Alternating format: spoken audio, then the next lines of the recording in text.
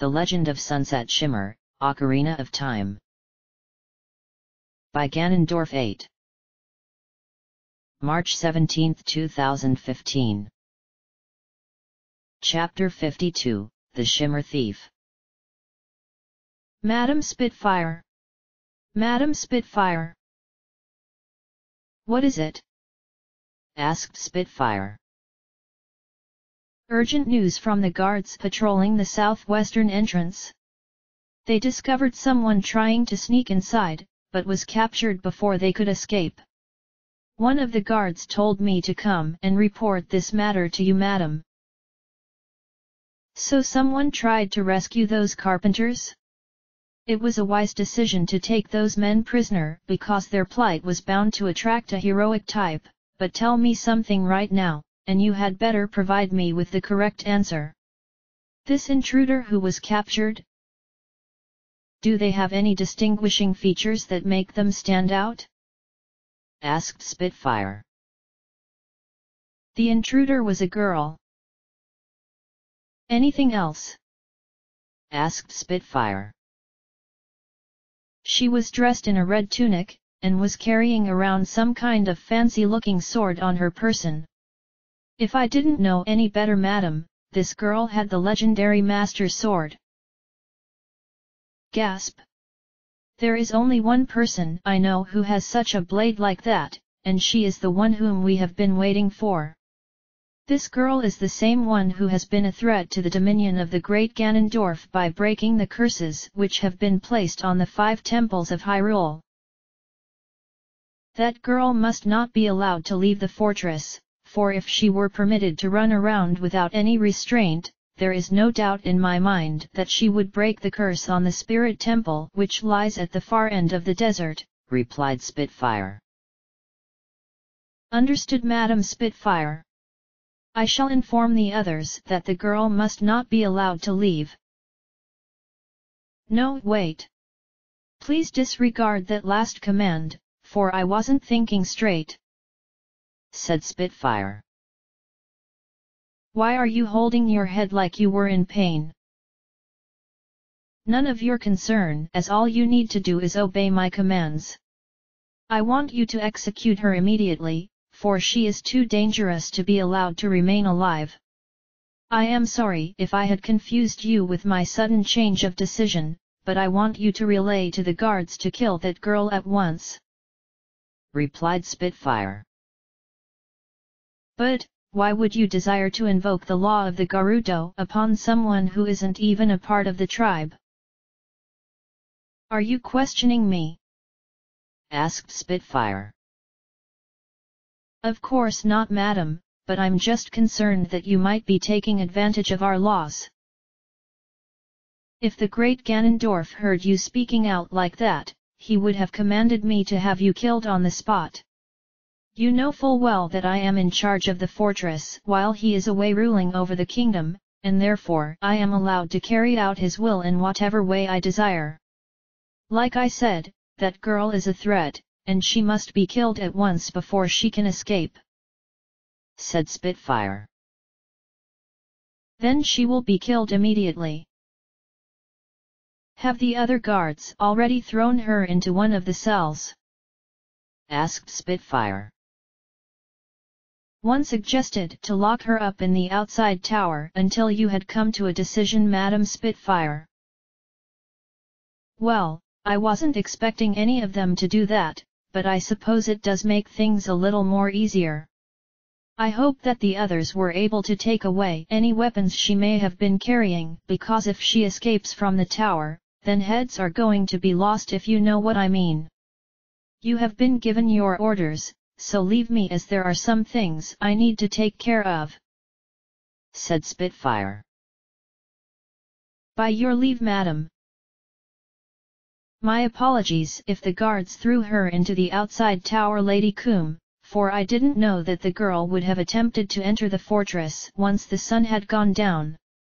At least she has been captured before she could cause any trouble, and I assure you that she will be killed before the night is out, said Spitfire.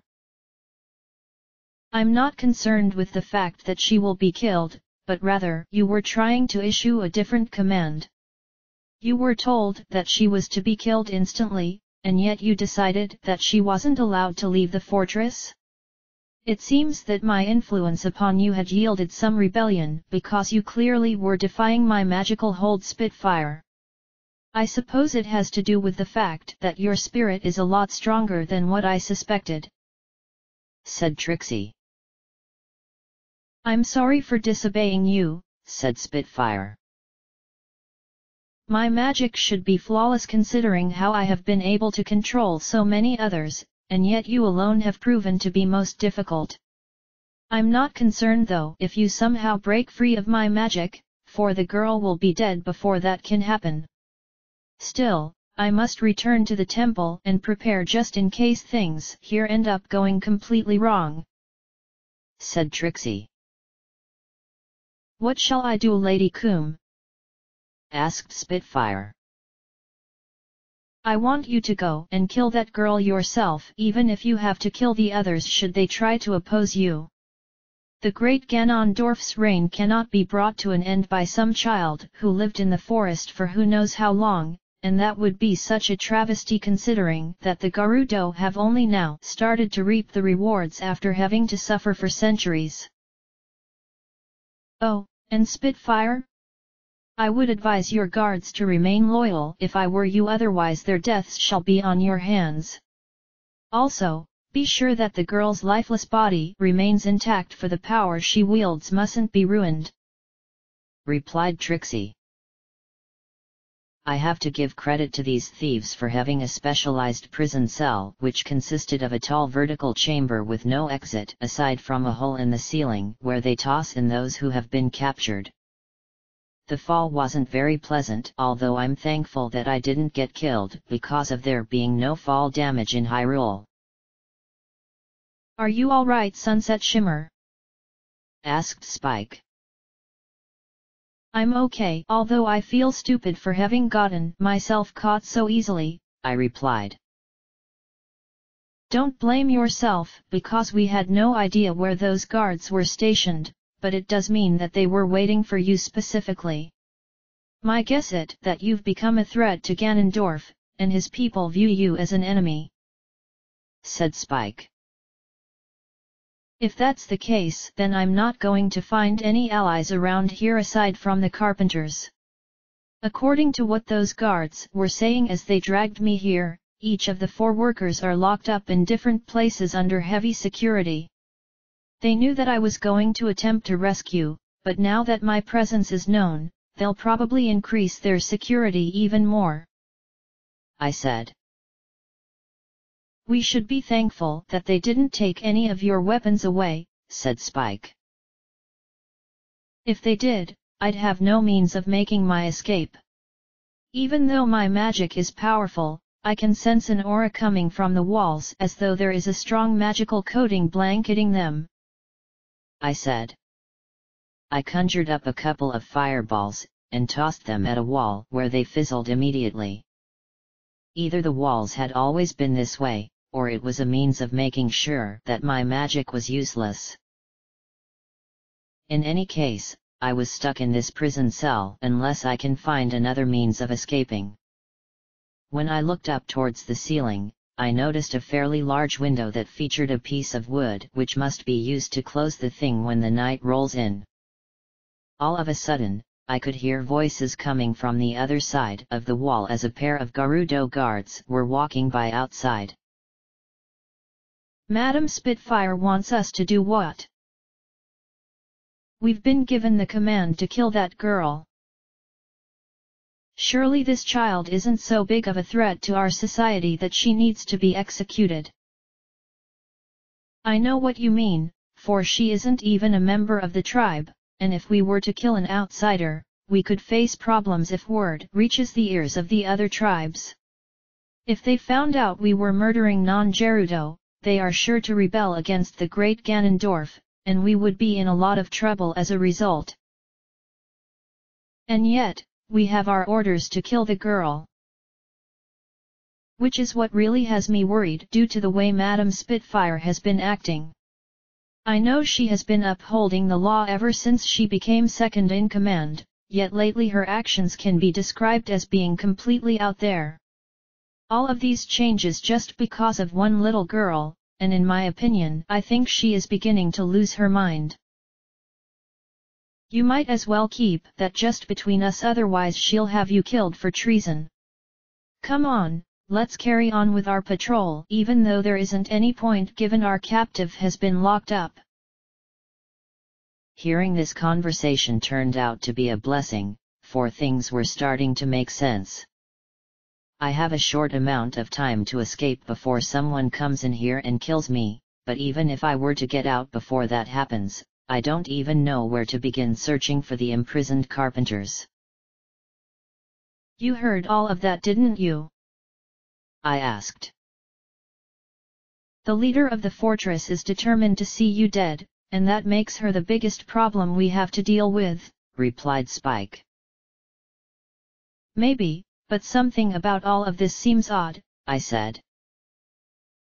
How do you figure that? Asked Spike. Those two guards we overheard said that the one in charge, this Spitfire, has been acting rather strange. That means something must have caused her to suddenly change, as before that she must have been someone that the Gerudo can trust. I have a suspicion that dark magic is involved, but not Ganondorf, as he probably doesn't even concern himself with what happens here.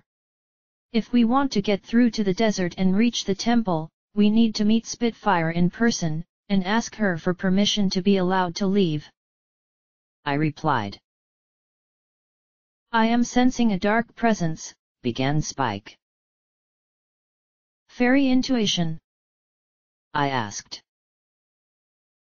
You could at that, yes, but I agree that something strange is happening in the fortress.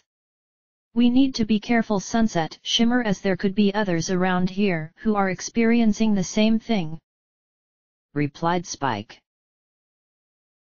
Then I need Fluttershy's help, I began as I took out the Ocarina of Time from my pouch. I would have been utterly devastated had they taken away the treasure of the royal family, but they chose not to for reasons I can assume as being sheer luck.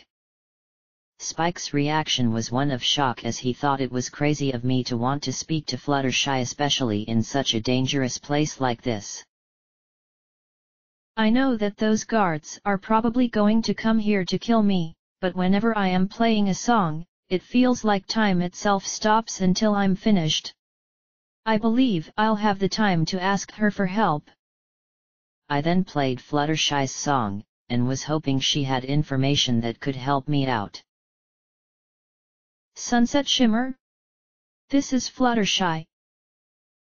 Can you hear me? That's strange.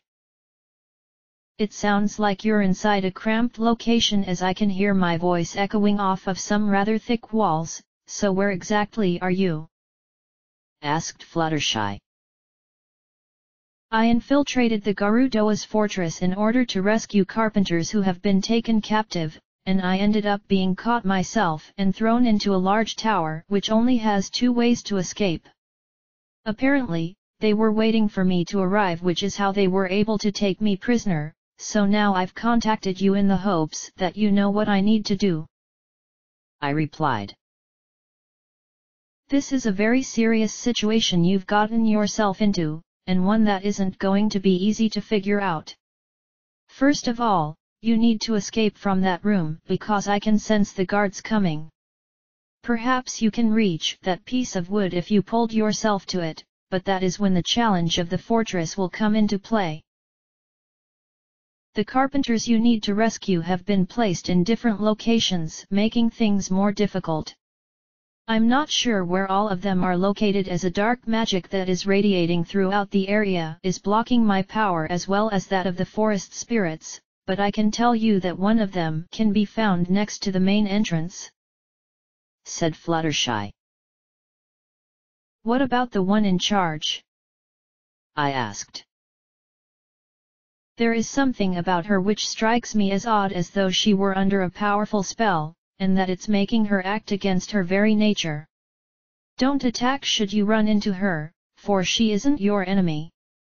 There is nothing you can do to break the spell which controls her mind, but something in her subconscious appears to be trying to help her remember who she is," replied Fluttershy. "Spitfire won't be making things easy for me, that's for certain, given she has most likely alerted everyone to kill me on sight, making every move I perform a critical one, and because I've chosen to merely knock them out instead of kill them because they aren't monsters, they will likely test both my resolve and patience. By the way, there is something you should know about the Gerudo." "What's that?" I asked. "They fight with such ferocity that they can overwhelm you without even trying. Their fighting style revolves around hitting enemies with tremendous force while using blinding speed, but they lack defense, so if you can somehow take advantage of that, you will be able to overcome whatever they may try against you," replied Fluttershy.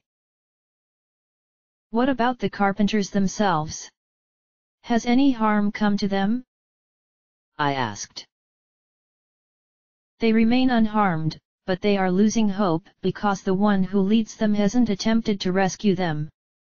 The Gerudo won't just kill them because they are men, but there is no telling what kind of punishment is going to be given to them. You need to rescue all of them before anything bad can happen, but you will need keys to unlock their prison cells. One such key is currently in possession of a strong warrior, but the rest you'll need to figure out on your own. Be sure to keep as many arrows as possible, for you will need them to sneak past the guards, and take advantage of the various terrain," replied Fluttershy. "If only they accepted me," I said. "So long as the one in charge is under that spell, you need to keep going until she is able to break free. This is where our conversation must come to an end, for you need to escape from that room before it's too late. Good luck, Sunset Shimmer, and know that I'll be wishing for your safety," said Fluttershy. I always could rely on her kindness to cheer me up, and she was right in that I had to get out of this prison before Spitfire and the other guards get here. She said that I needed to pull myself towards the wood hanging just above the window, and that's when I realized that the long shot was what I needed.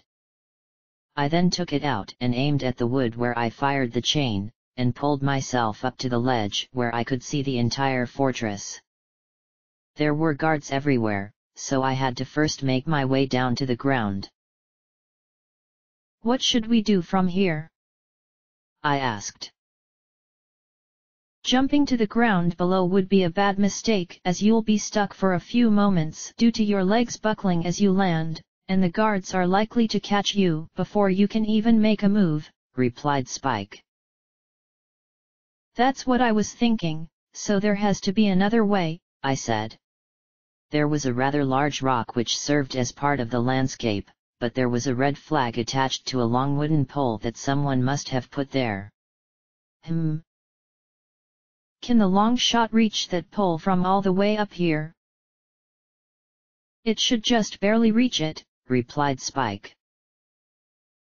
"The rock should be able to keep us hidden from the guards, especially since it's dark out," I said as I aimed the long shot at the pole, but it wasn't easy as it was really thin, which meant precision was absolutely necessary. After spending a few moments making sure I was aiming properly, I fired the chain, and it connected where I found myself sailing through the air until I was safely on the rock.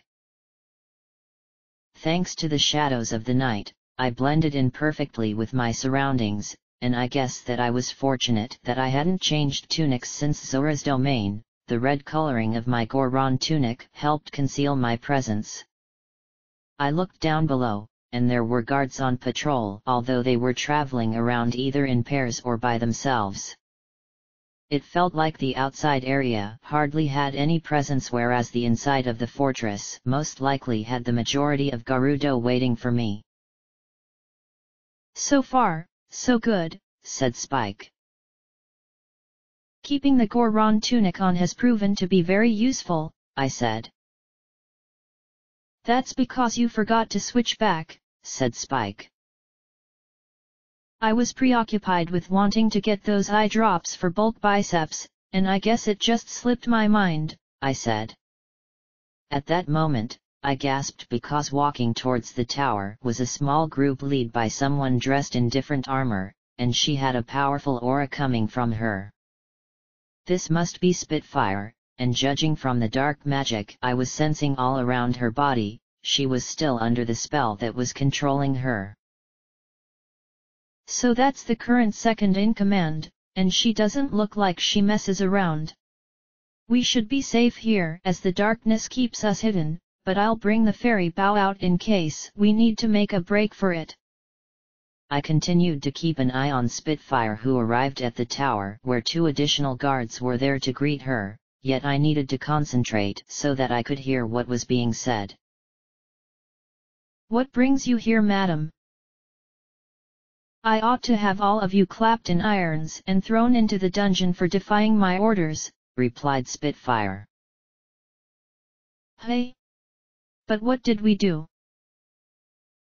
Not you two, as your task was to guard the prisoner, but these 3 who accompanied me here because they didn't take away her weapons when they captured her. I thought it was obvious that you should have removed her weapons, but I guess such a task like that proved to be too difficult to figure out. I'd have made the same mistake due to this girl being difficult to figure out, yet you 3 clearly did make an obvious blunder which will make the others look like fools. Sigh, at least she is still locked away in the prison tower, so I have no need to chew anyone out for the moment. I will give you and the others credit for capturing her so quickly, and throwing her in here, replied Spitfire.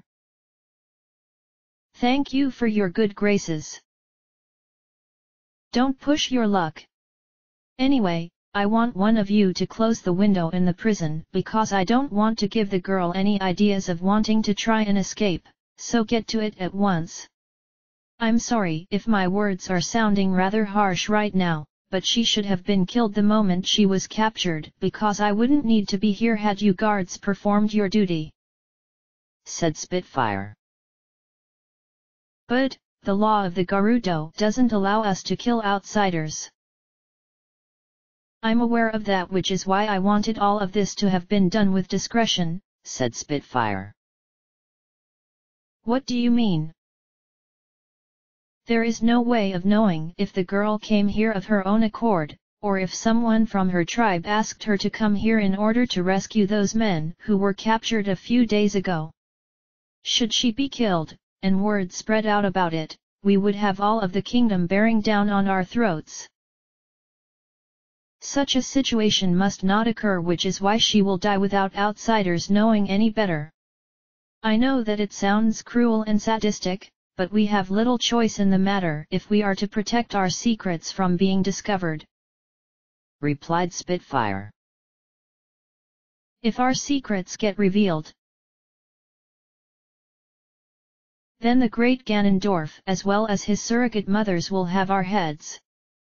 Believe me when I say that my words are true, because you all know what happened to those who committed the ultimate act of betrayal when certain secrets ended up becoming known to the Sheikah, said Spitfire. Okay, then the girl must die. Precisely because we must do so in the name of our king, said Spitfire. From where I was positioned on the rock, I could barely hear what was being discussed, yet I did manage to hear some things. They are under the belief that someone from the forest asked me to come here, but that isn't the case, as Sweetie Belle asked me. It seems there is some kind of miscommunication being spread amongst the Gerudo, and this Spitfire was the one causing it, although whether she was aware of this remains unknown for the moment. She then pointed her finger at one of the guards as a means of commanding her to open some kind of hatch on top of the ceiling in that tower, and this was followed by her ordering the others to prepare throwing their spears along with some other weapons in an attempt to kill me.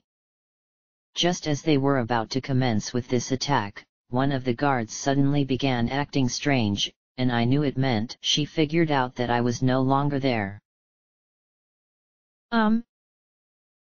Madam? What is it? Asked Spitfire. We seem to have a problem. Don't tell me that your weapons are going to be ineffective against one little girl. You are proud warriors who have been trained rigorously in the training ground, so there is nothing you can't handle, said Spitfire. The prison is empty.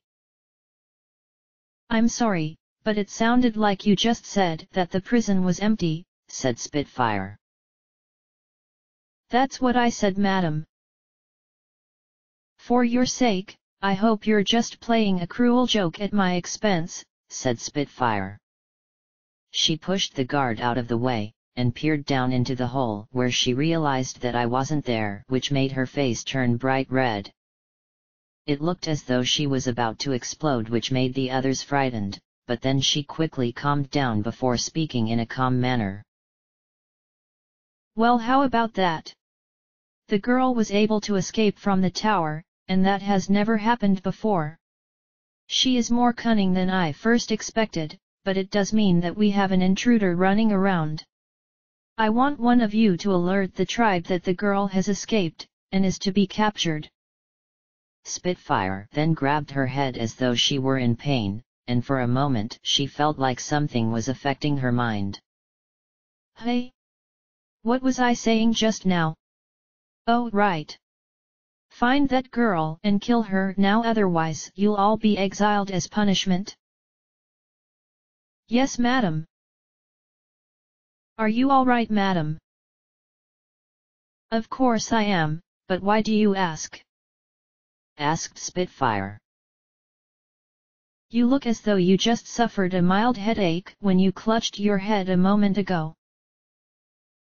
Don't you have anything better to do than to ask such a stupid question?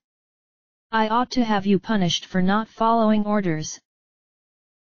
But, I do appreciate you being concerned about me. Maybe I'll go back to my quarters and rest for a while, as I'm not feeling well. You and the others have free rein to find that girl, and by all means inform me the moment you've found her, said Spitfire. She walked off on her own, where she was holding her head in pain again, yet what struck me as interesting was how she keeps changing from being cruel, to being kind, and repeating the process. Whatever spell had been used to control her mind, it was clear she was struggling to resist it, only to experience headaches whenever she acts in a gentle manner. What are you thinking? Asked Spike. I think I have an idea as to what is going on with Spitfire, but I don't want to make a move against her until I know for certain. We'll let her go back to where she is going, and focus on rescuing the carpenters. The Gerudo are now looking for me, so the element of surprise must remain in my favor, I replied. By using the shadows to your advantage, you can sneak around the outside areas of the fortress without being seen, and you can knock out the guards with arrows, allowing you to slip by. It will be a completely different situation once we get inside, for there will be hardly any shadows to hide in, said Spike. Then we'll need to use cunning tactics to make sure we don't get caught again, I said. There were a few guards patrolling below, so I knew that they needed to be knocked out, but before I fired arrows at them, I took the liberty of looking around to make sure there weren't any additional thieves nearby. My aim was to make a mad dash for one of the entrances at the front of the fortress, but that involved dealing with the guards first. I had ascertained that the way was clear apart from the initial Gerudo in the area, so I aimed carefully and fired arrows which struck all of them. As each one collapsed to the ground, I was nervous about their slight screams attracting attention, but luckily no one else could hear anything. Once they were out cold, I jumped down from my hiding place, and ran towards the main entrance, where I discovered there were 3 doors to choose from. We may need to eventually check all 3 out, assuming this fortress is like a maze, but we have to choose one and quickly, said Spike. The guards won't be out for very long given what happened before, so I'll take the entrance to the left and hopefully find a hiding spot where we can analyze what we'll be up against inside, I said. Without wasting another thought, I went inside and immediately discovered a wooden crate which I lifted up somehow, and hid inside of it while making a tiny hole for me to see my surroundings. It was just in time too, as a couple of guards ran by without even bothering to look. I'm surprised that they didn't look under here, as they could have captured me instantly. While the Gerudo are certainly intelligent, it seems there is a hierarchy of thought which explains why so many are guards, said Spike. So you're saying that most of them lack any common sense? I asked. Pretty much, but don't let your guard down for a moment because they may surprise you, replied Spike. I'm just surprised that this is where Ganondorf grew up, I said. Their fortress does lack color compared to what we've seen in the rest of Hyrule, and for that I can't really blame them for having a grudge against the other tribes. The lack of doors, window panels, carpeting, and even the basic of house necessities is very disturbing to say the least, said Spike. No wonder they struggle to survive out here in the desert, I said sadly. The desert is a harsh reality which brings nothing but pain and misery, said Spike. If there is one solace we can take from all of this, it would be that the carpenters are in relative comfort despite being locked up, I said. Finding them inside isn't going to be easy, as this place is like a dungeon where there are many different passageways to search, but we won't have a map to help us out, so we'll need to recall what the entrances connect to, said Spike. Then I think we should sneak around using this crate as a means of camouflage, and while it may look weird, it will allow us to remain inconspicuous. I'm well aware that using the fairy bow while hiding in here is near impossible, but I do have another means at my disposal which I'm surprised that I didn't think of it sooner. My magic can be used to keep the guards at bay, I said. Make sure you keep it under control due to how narrow these hallways are, said Spike. Moving about like this did mean having to travel slow, but that would give me the element of surprise. The passageway did eventually open up into a fairly large area where I could see a couple of cells to the right, with one of them having a padlock on it, and it looked like someone was sitting inside of one. It could be one of the carpenters, but I had to make sure of it because this could be a trap. I began to crawl along the ground, making sure not to rattle the crate so as to give away my presence, and so far whoever was in the cell had no idea that I was there, so I got a little closer where I managed to hear them talking to themselves. I wish that we never came to this place. I know that Muto had been working us harder than ever in recent weeks, but we should have stayed with her and become better carpenters. But the others were insistent on coming here to become thieves as it was a much better career choice, and they happened to convince me by taking advantage of my feelings. No one is going to save us, as only Muto, the running woman, and that mask seller are aware that we're here. They won't make an attempt to get us out as it's too dangerous for them, what with those thieves having so much skill with the sword. Do I count as someone who is here to save you? I asked. Gah! Hey!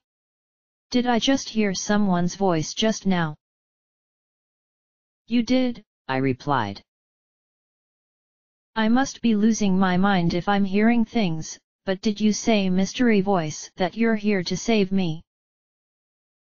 I'm currently hiding inside of this crate which I'm using to sneak around here. The Gerudo are attempting to kill me as I've been deemed a threat to their society, and because I escaped from their tower prison, the entirety of their guards have mobilized, I replied. The two guards who came by earlier did say that someone dangerous had escaped, so they must have been referring to you. I take it that Muto asked you to come here and see why we haven't returned to her? I'm more than willing to go back, but the others may need some convincing as they think this is all part of some kind of initiation. I'm Sunset Shimmer, I said. They call me Ichiro the Carpenter, although my fellows refer to me as Apple Strudel because of my immense love for the stuff back when we were all living in Kakariko before our boss wanted us to come here. Those two guards that you saw earlier had the small key which can unlock my cell, but they threw it somewhere over there because they were given an order to leave me. If you could be so kind as to get it and release me, I'll make my way back to Muto without question. It looks simple enough, I said. Considering that guards have been coming through this way for the last few minutes, there are bound to be additional thieves passing by, and if they notice a crate moving about. I think you know what is going to come next, said Apple Strudel. From what I can see inside of this crate, I can't see where the key is, I said. To be honest, I thought it was going to drop out of their hands when they left to find you, but they were so arrogant about having a better purpose that tossing it away made them feel a lot better about themselves. I feel insulted that they deemed me as not being worthy enough to watch over, but then I'm not surprised, said Apple Strudel. How come? I asked. The Garudo have no intention of killing us, replied Apple Strudel as he told me to keep quiet because of footsteps indicating someone was coming, so he sat down on the bed that he must have been sleeping on since being thrown into his cell. I stopped moving and kept quiet due to the two guards entering the area. They then came over to the cell because they were suspicious about why a wooden crate was located near it, and in my heart I was scared because my cover could be blown at any moment. Why is this crate here when it should be over there? Your fellow thieves most likely threw it near my cell because of receiving some kind of command, replied Apple Strudel. I hope you're not lying to me, little man. I'm not in a position where I would say things that weren't true, said Apple Strudel. He's right, as those two always mess around by throwing crates even though they should know better than that, but I guess we'll report them to Madame Spitfire when we next see her. As for you, prisoner, don't think that what you said is going to do you any good, for when we've found and killed that intruder, you and your group will be punished in a wonderful manner. The two guards then walked away, but not before one of them decided to kick the crate, which almost made me cry as the force was strong. As they disappeared, I breathed a sigh of relief knowing that the problem had passed, but there would be more coming this way. If this carpenter was to escape successfully, he needed to have the Garudo not focus on him. As I was saying, they have no intention of killing us because it goes against their laws. They are just keeping us locked up because we're men, and revel in mocking us, claiming we're powerless. I can tell you're a woman because of your voice, so I hope that you're not offended when I say that these women are nothing short of being rude, dishonest, and complete jerks, said Apple Strudel. I'm not, as you do have the right to say those things given how they treated you, I said. Anyway, you should get that key before any more of them show up, said Apple Strudel. Taking that as a hint, I started to make my way over to where he said the guards had tossed the key, but no sooner had I gone halfway, I had to stop as two more appeared. They didn't bother checking for anything suspicious, so they quickly left by going the way I came in. I then moved forward a little more before I had to come to a stop again as two more guards appeared. One of them decided to head back where they came from, and the other looked around for a few moments before moving on. Thankfully, no more appeared, which allowed me to pick up the small key which was laying in the very corner of the room. Okay, I have the key in my possession, I said. Wonderful, but be careful when coming back over here as there could be other guards, said Apple Strudel. He wasn't kidding. For the moment he finished talking, the one guard who originally went back appeared, but I was fortunate to have stopped just in time before my cover was blown. This woman scratched her head because she believed something was different, but she shrugged her shoulders and walked through before leaving. The moment she had gone, I resumed making my way across to the prison cell, and when I made it, I came to the realization that I need to get out from my hiding place in order to unlock the door. If a guard were to come along, I'd stand no chance, for they would call in reinforcements. You're probably thinking about additional guards coming in while you attempt to open the door, but you may have no choice but to reveal yourself, as I don't think you can open this cell while hiding inside of that. I might have another idea, I began. What would that be? Asked Apple Strudel. You need to escape from the fortress, but with all of the guards running around, they'll capture you again if they spot you. No offense, but you're not exactly in the best of shape to attempt to outrun them who are fast, I replied. A true statement if I ever heard it, but what did you have in mind? Asked Apple Strudel. If there is a window around here, I can throw some magic and hopefully control it long enough to lure the guards away. That way, you can make your way out of the fortress once I open the cell, I replied. You are a magician? Asked Apple Strudel. It's my natural talent, I replied. Luckily, there was a window nearby, so I lifted up the crate and put it down quietly before conjuring up some fireballs in my hands and concentrating really hard. I need these to go through, and appear as though they are coming from another part of the fortress. With that, I threw them out the window, and hoped that my plan would work. Sure enough, the fireballs sailed through the sky before turning to the left, and made it look like they were thrown from the far east section of the fortress. I could even hear the sounds of footsteps running by outside, meaning the Gerudo had taken my bait, so I took the key and unlocked the door. Okay, you're now free to go and make your way back to Muto. No words can describe how grateful to you I am for having rescued me, so in return I have some advice. First of all, you should know that there are 3 more carpenters who need rescuing. My main advice is that these thieves have a problem when it comes to magic, for it's an element that they aren't able to handle very well. You have magic at your disposal, so if you can use different kinds, it may give you the edge you need to rescue my friends, said Apple Strudel.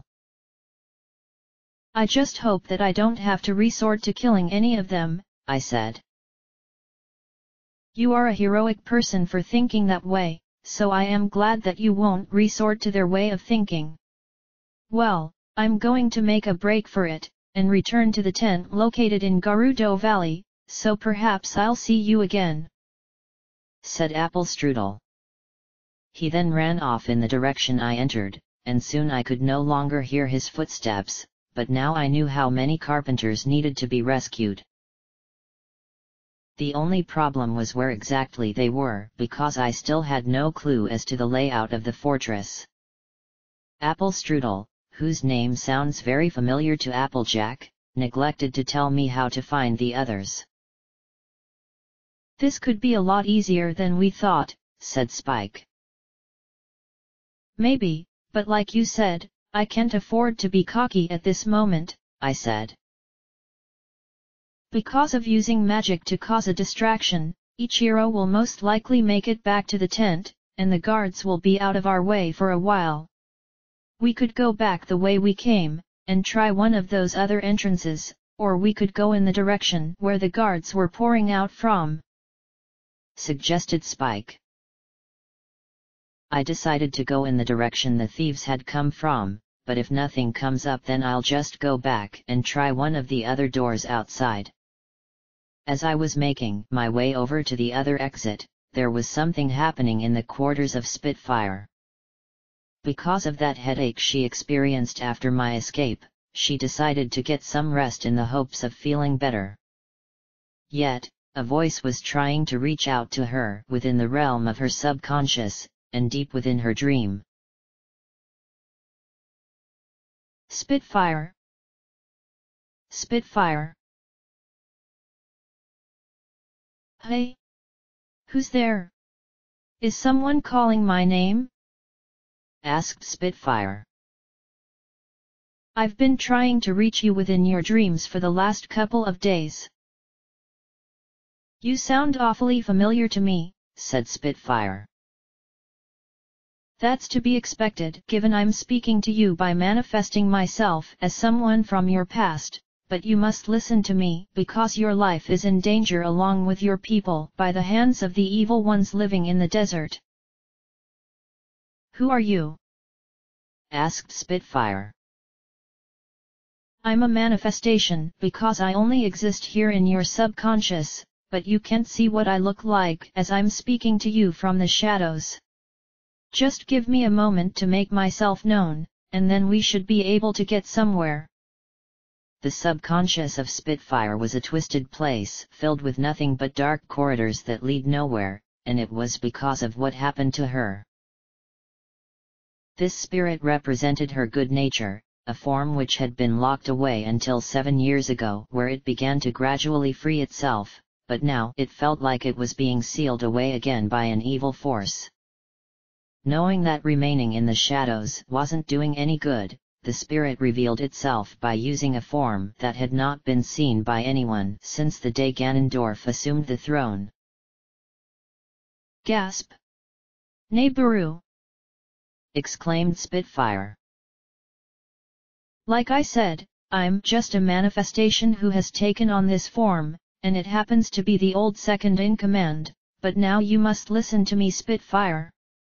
You may think that the Gerudo's fortress is safe from the evil that plagues the land, yet you and the others are in danger, said Rainbow Dash.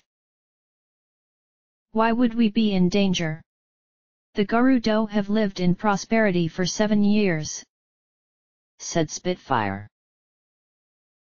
That's because you have been living a false lie since the day Ganondorf conquered Hyrule using the Triforce. His surrogate mothers raised him ever since he was a child, and groomed him to become an evil sorcerer who desired to conquer the world. These 2 witches have been jealous of the other tribes for centuries, so they needed someone with enough political power to carry out their wishes. One of them has already poisoned your mind via a powerful enchantment which changed you into nothing more than an obedient servant, said Rainbow Dash. Poisoned? My mind? Asked Spitfire. At this point, she was confused as to what was being said, and she clutched her head in response.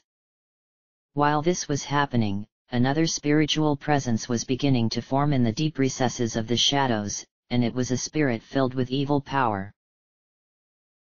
Yes, you have been brainwashed. You were originally a loyal follower to Ganondorf who served him faithfully, which resulted in you ousting the original second-in-command of the Gerudo, Nibiru, and taking her place. She told you something before she left to begin her exile, and since then your heart has been changing to reflect her words, replied Rainbow Dash. Then why am I acting like a slave? Asked Spitfire. Because the witches have deemed you a threat, and they fear you will influence the others to rebel. You must break free of the evil which has control over your mind, and you must help the hero of time who is the only one that can save this world. Break free and help her. Save everyone. Save Hyrule, replied Rainbow Dash. At that moment, the evil spirit appeared and attacked the other. That's enough from you. You're one of the evil witches, said Rainbow Dash. Spitfire here doesn't need your begging because she knows her place, and that is a loyal servant to the great Ganondorf. Granted, Her mind did need to be adjusted because of recent concerns, but she will carry out the will of her master, and kill the girl who has become a threat to his dominion. Why are you doing this? Asked Rainbow Dash. She has proven that she can no longer be trusted as her recent actions have been against the will of the evil king, so she needed to be reminded of her true loyalties, which meant removing these nasty little thoughts in her mind. As for you, your presence makes you a problem, and for that you need to disappear for good. I don't know how you broke free from the prison she sealed you away in long ago when her heart belonged to the great Ganondorf, but you must be sent back for Spitfire must carry out her command without fail. No. You can't silence me! Shouted Rainbow Dash. Begone! The evil spirit then used a dark power to cast the good spirit into the deep recesses, but she was able to call out to Spitfire just before she disappeared into the darkness of her subconscious. That's when the evil spirit began to speak in order to reaffirm the witch's control over her. You must wake up now, and command the Gerudo to kill that girl, for she mustn't be allowed to reach the spirit temple. Do not allow that good spirit to confuse you, for the second in command is much stronger than that. Now, wake up, and kill the girl. Kill her. Upon being goaded into fulfilling that task, Spitfire woke up feeling refreshed, but she clutched her head, which meant the good spirit may have somehow clung on. With one of the 4 carpenters having been rescued, I had to save the other 3 quickly. Upon reaching the door which led back outside, I could see plenty of guards coming back, and it meant my distraction had worn off. Off in the distance, I barely saw Apple Strudel as he ran down the stairs in front of the fortress before turning left, so I knew he was safe now no matter what. Looks like he'll make it, I said. But with all of those guards heading this way, I don't think using a magical distraction is going to work a second time, said Spike. That's the problem I'm getting as well, so what other options do we have? I asked. If you walk outside right now, they will spot us immediately, and most likely throw you back into that prison tower. Since they know now that you have weapons, they will take them from you, and if that happens then we'll be stuck for good. Going back the other way won't do us any good either, as we'll end up in front of them, so it looks like we're stuck between a rock and a hard place. Replied Spike. What if I use that wooden crate like before? I asked. It could work, but that will depend on whether the guards won't take notice of a crate suddenly appearing outside, replied Spike. Considering how few options we have, I might as well go with it, I said. Running back to where I left the crate, I picked it up and brought it back to the door where I hid inside of it again. I found it strange that I was able to do this considering the crate had no means for me to open it, and how can I walk around on my feet with something this awkward on top of me? Wouldn't I have to crawl instead, or maybe slide along? Once again, I have no answers because the logic of this world makes no sense, and that has become quite the reoccurring theme. When the coast was clear, I walked outside and immediately came to a stop as about 5 guards were coming, and one of them sadly did notice the crate I was using as camouflage. Hey! Where did that crate come from? Now why would you go and bring up something like that? It wasn't there a few moments ago. And you think that is suspicious? Have you forgotten about those 2 who enjoy tossing crates around for fun? They probably tossed that one out here just now, so there was no need to point out something so obvious. Yeah, I guess you're right. Besides, we have more important things to do than be concerned about a crate suddenly appearing out of the blue. Madam Spitfire commanded us to kill that girl without fail, so if we don't perform this task, well, you know what can happen according to our laws. Don't scare me like that. Then let's get going already. That was too close for comfort, said Spike. I guess the two who toss crates around must be well known for those guards to just shrug us off like that, but I'm not complaining, mind you, as it means we can proceed. From what little I can see from inside of here, there appears to be a door to the left, so let's see where that goes. I'll keep hiding in this crate until we get inside just in case, I said. Good thing I made that decision, for when I walked around the corner, there was a Gerudo standing a fair distance away, but this one didn't have a weapon on her person, nor was she dressed like the guards. Why is this one different? She is someone who serves a supportive role among the tribe by handling various tasks that only they can handle.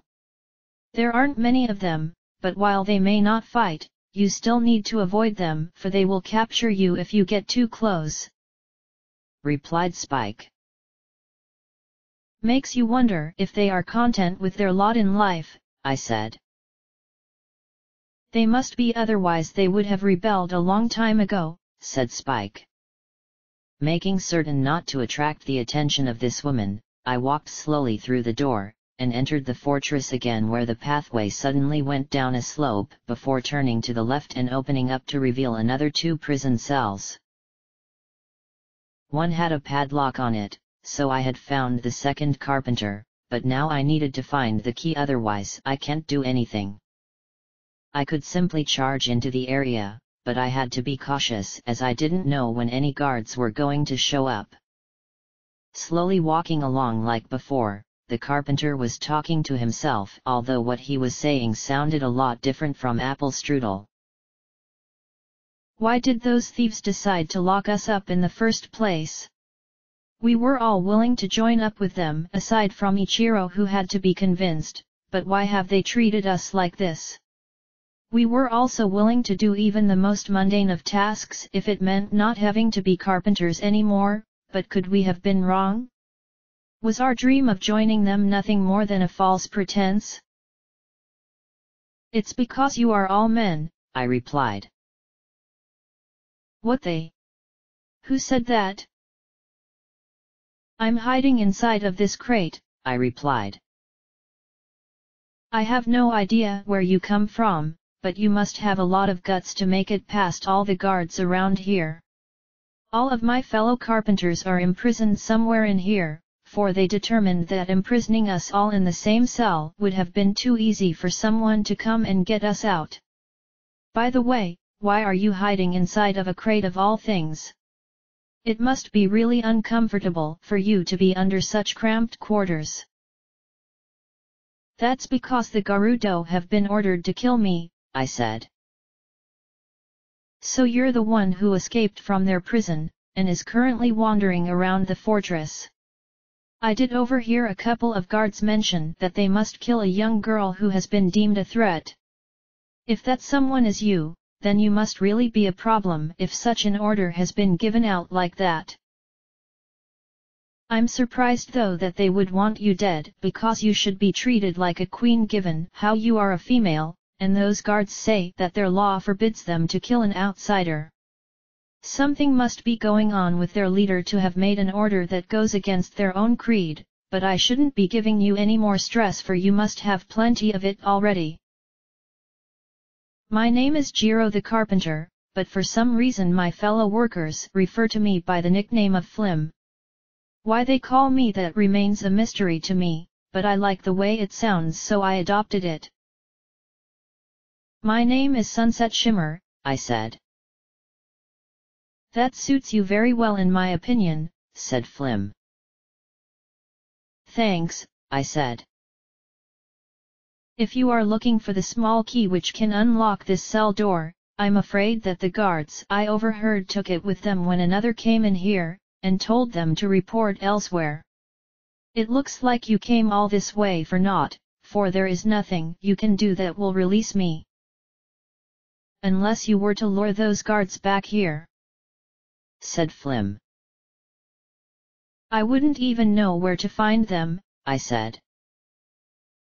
"Most likely they are outside standing watch, because when they were given their new orders, the expressions on their faces showed displeasure at being reduced to basic guard duty. I'm surprised there wasn't some kind of confrontation, but I suppose they weren't willing to question anything, otherwise they would have been punished. If you want to get me out of here, then you will have no other choice but to bring them back," said Flim. He was right, unfortunately, as I had to get that small key to rescue him, and the guards who have it were located outside. This wasn't going to be easy, as it meant I had to reveal my location, and it made me feel uneasy, as so far I've done my best to remain hidden from them. "Do you know how many guards have come through here?" I asked. "Aside from the 3 that I've told you about, at least another 5 have passed by over the course of the last hour," replied Flim. That was perhaps the worst case scenario for me, as it meant having to deal with more of them, but that's when I realized I shouldn't be worried, as I have my magic which I can use to keep them at bay should they choose to overwhelm me. An idea then suddenly began forming in my mind, and it involved luring the guard with the key, and using a wall of flame to stop the others from following, but the problem was magic can only last for so long before dissipating. That idea was no longer viable, so there had to be another way, and sure enough I did have another plan brewing. "I'm going to use some magic in here, and hopefully attract their attention," I said. "If you do that, there's no telling how many are going to notice, and come in order to check it out," said Flim. "I have the means of knocking them out, and combined with my magic, things should work out for the best," I said. This was perhaps my best option, because the room would allow me to have an advantage should more guards appear than what I'm expecting, and I do have plenty of arrows to knock out as many as necessary. My magic can hold them back while I pick them off one at a time with the fairy bow, so now all I have to do is create the means with which they will want to investigate. I knew that I wasn't going to elude the Gerudo forever, and they were aware that I wasn't going to rest until all of the carpenters had been rescued. I began to toss about some fireballs here and there, hoping this would bring me to their attention, and the first guard who appeared had the small key I needed. "So this is where you've been hiding?" "I wouldn't say it like that," I replied. "You have become more of a problem than we initially expected, but your running around is about to come to an end. If you think I'm the only one who now knows of your location, then you're more stupider than you look. I'm expecting at least 5 more to show up," I said. "Then prepare to be disappointed." The Gerudo then laughed when at least a dozen more appeared behind her, which was more than what I was expecting, but I still had control of the situation as my magic could separate her from the others. Suddenly, I could hear the sounds of screaming coming from my rear, and I looked behind to see another 24 guards were streaming into the area. Where were all of them coming from? I know there wasn't this many when they captured me originally, so was someone conjuring them up into existence? Or, were there more than I thought? "Looks like you're out of luck and completely surrounded. Even though our laws forbid us to kill outsiders, Madame Spitfire has made an exception when it comes to you. Ladies, prepare to charge and attack just like how we trained." "Why go against your laws?" I asked. "You are an exception, so we aren't breaking our laws." "So I guess this is it then?" I asked. "We know that you're capable of fighting back, so it's not like we're oblivious to what you can do, and those weapons on your person do give you away. If you think you can take on all of us at the same time while being swarmed by our quick speed, then by all means fight until you're finally dead. I found myself being approached on all sides before they all leapt on top of me. I had to use my magic to force them back, but since they're this close, I'll end up killing them, which would be the worst thing for me to do. What am I going to do? To be continued. Chapter 53, Rescue and Survival.